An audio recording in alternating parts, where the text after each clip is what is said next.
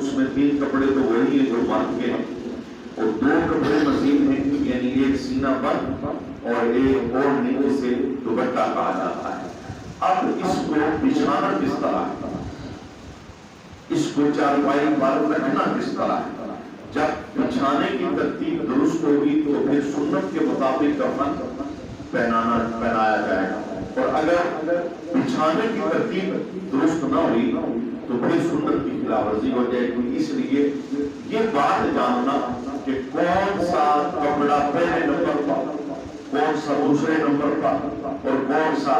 تیسرے نمبر پر، اور کون سا چوتھے نمبر پر، اور کون سا 5ویں نمبر پہ رکھنا ہے، اور پھر کس ترتیب کے ساتھ ان کپڑوں کو لپیٹنا ہے، یہ جاننا یہ پھر آسان ہو جائے گا اور سہل ہو جائے گا۔ سب سے پہلے جو بڑی چادر ہے کفن کے اندر، اسے چارپائی پر بچھایا جائے گا۔ جو 2 چادریں ہیں، ایک بڑی اور ایک چھوٹی، بڑی چادر کو سب سے نیچے بچھایا جائے گا، اور جو چھوٹی چادر ہے اسے بڑی چادر کے اوپر بچھایا جائے گا۔ اور جب 2 چادریں یہ بچھا لیں تو اوڑھنی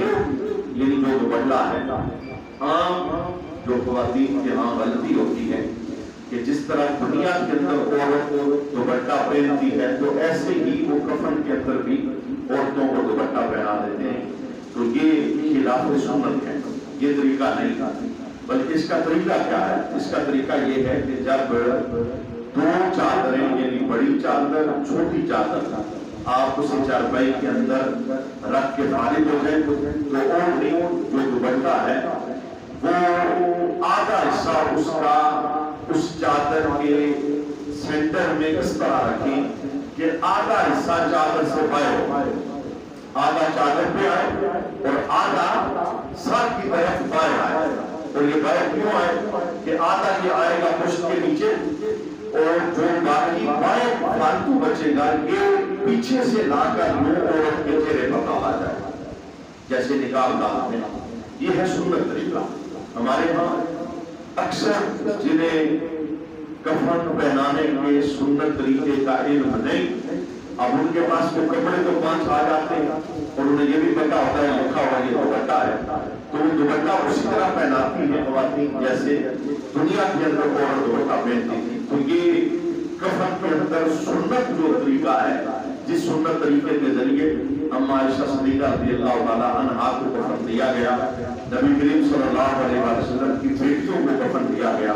دیگر صحابیات کو کفن دیا گیا، اور پھر یہ ورثہ آگے نسل کا نسل منتقل ہوتا رہا، اور آج اسی سنت کے فیض کو ہم اس مسجد کے اندر بیٹھ کر سیکھ رہے ہیں۔ ہمارے لیے اجر والا وہ کام ہے جس کے اندر آقا حضور کا مبارک طریقہ ہوتا ہے، اس کو عقل مانے یا عقل نہ مانے، کیونکہ اس میں عقل کا کوئی عمل دخل نہیں۔ حضور مولا کائنات حضرت علی مرتضیٰ شیر خدا کرم اللہ وجہہ الکریم موضوع پر مسح کے حوالے سے یہ جملہ ارشاد فرماتے ہیں،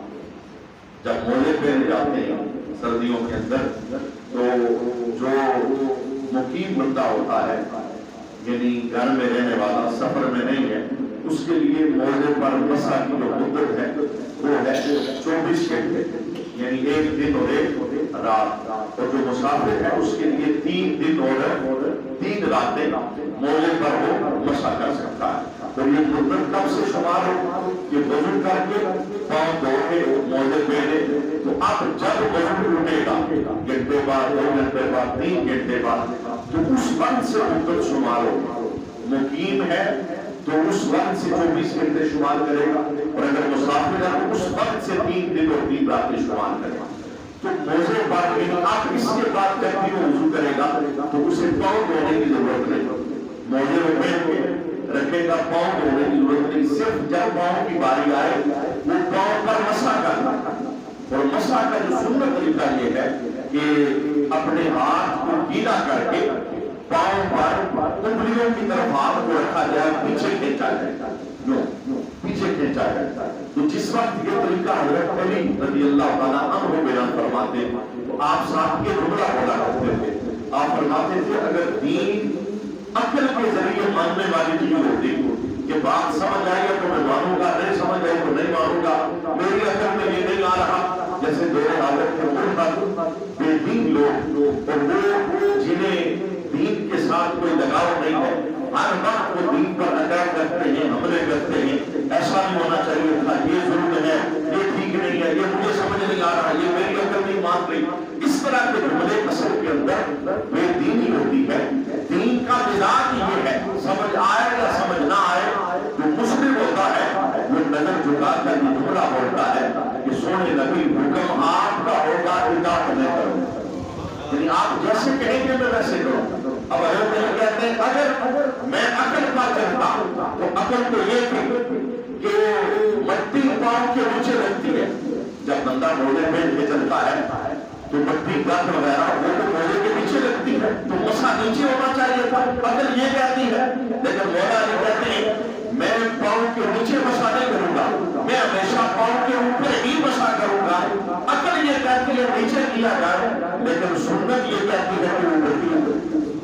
تو میں نے عقل کو نہیں ماننا بلکہ میں نے سنت کو یہ ماننا ہے۔ عام ماحول کے اندر ماحول یہ کہتا ہے کہ جیسے دوپٹہ دنیا میں عورت پہنتی تھی، اب مرنے کے بعد بھی اسی طرح دوپٹہ اسے پہنایا جائے، لیکن سنت یہ کہتی ہے کہ یہ طریقہ نہیں ہے، بلکہ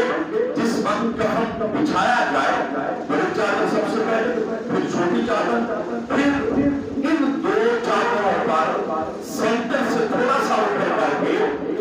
اس دوپٹے کو اس طرح رکھنا ہے کہ اس کا ایک سرا وہ کفن سے باہر ہو، سرانے کی طرف چادروں سے باہر ہو، تاکہ دوبارہ جب اسے پیچھے سے لا کر اوپر ڈالا جائے تو اس سے چہرہ چھپ جائے۔ یہ مقصود ہے، چہرہ چھپانا یہ مقصود ہے۔ اچھا، یہ میں نے آپ کے سامنے تیسرا کپڑا بیان کیا۔ ٹوٹل 5 کپڑے ہیں عورت کے کفن کے اندر، پہلے 2 چادریں بچھائی، بڑی چادر، چھوٹی چادر، اور پھر دوپٹہ اسے بچھایا، اور بچھانے کا طریقہ یہ ہے کہ اس کا ایک حصہ، ایک سرا جو سر والی سائڈ ہے چادروں کی اس سے باہر اور آدھا حصہ اس چادر کے اوپر۔ اس کے بعد جو چوتھا کپڑا ہے وہ ہے قمیص، یعنی کفنی جسے کہا جاتا ہے، اس کو بچھانا ہے، اور اس کے بچھانے کا وہی طریقہ ہے جو مرد کے لیے کفنی بچھانے کا طریقہ ہے، یعنی اسے ایسی جگہ پر چارپائی کے اوپر رکھنا ہے جو سر ڈالنے کی جگہ ہے، یعنی جب ہم چارپائی کے اوپر والی سائڈ پہ سر رکھیں گے تو میت کا سر بیچ میں آ جائے گا، اور پھر باقی سام کھینچ کر نیچے لے جائے، یعنی اس طرح ہم نے قمیص کو بچھانا ہے۔ اور جب آپ قمیص کو پہلے سیدھا بچھائیں گے، بچھانے کے بعد جو اوپر والی سائڈ ہے اسے فولڈ کریں، کیونکہ اوپر رکھیں گے تو وہ پھر پہنانا مشکل ہو جائے گا، پہلے ہم اسے فولڈ کریں، اور فولڈ اس لیے بھی کریں گے کہ جب ہم اوپر والا پورا حصہ پیچھے فولڈ کر دیں گے، کیونکہ ہم نے وہ جو سوراخ بنا ہوا ہے، کٹ لگا ہوا ہے، وہاں پر ہم نے سر رکھنا ہے، اور جب ہم سر رکھیں گے تو وہ پیچھے حصہ ہم نے فولڈ کیا تھا، پھر جب ہم اسے دوبارہ کریں گے تو قمیص پوری پہنائی جائے گی۔ یہ چوتھے نمبر پر جو عورت کی کفن کے اندر کپڑا ہوتا ہے، قمیص جسے کفنی کہتے ہیں، اس کو بچھانا۔ 5واں اور آخری نمبر ہے سینہ بند۔ سینہ بند یہ بھی ایک کپڑا ہوتا ہے، اور اس کے بچھانے کا طریقہ کیا ہوتا ہے؟ اس کے بچھانے کا طریقہ یہ ہوتا ہے کہ جو ہم نے کفنی بچھائی ہے قمیص، اس کو ہم نے فولڈ کر لیا اوپر والا حصہ، تو اوپر والا حصہ آ گیا سر والی سائڈ پر، اب نیچے والا حصہ جہاں میت کی پشت ہم نے رکھنی ہے، جہاں میت کو ہم نے رکھنا ہے، اس جگہ پہ کفنی کے اوپر ہم نے سینہ بند میں رکھنا ہے، اس طرح یہ کفن ہے اس طرح، تو ہم نے سینہ بند اس طرح رکھنا، جتنی بھی اس کی چوڑائی بنتی ہے، یعنی سینے کے برابر ہم نے اسے یہاں پہ رکھنا ہے، اور جس وقت ہم میت کو اٹھا کر اس سینہ بند کے اوپر جو کفنی کے اوپر بچھا ہوا ہے رکھیں گے، تو سب سے پہلے کفنی بند کرنے سے پہلے، یعنی وہ پیچھے سے آگے لانے سے پہلے ہم سینہ بند کو فولڈ کریں، اور اس اس کی فولڈنگ کا وہی طریقہ ہے جو چادروں کی فولڈنگ کا طریقہ ہے، یعنی پہلے بائیں سائڈ اور پھر دائیں سائڈ، پہلے بائیں سائڈ پھر دائیں سائڈ، پہلے بائیں اس لیے کہ جو دائیں آپ دوبارہ کریں گے تو وہ اوپر آ جائے، دائیں حصہ اوپر آ جائے، اس طرح سینہ بند کو پہلے فولڈ کرنا ہے۔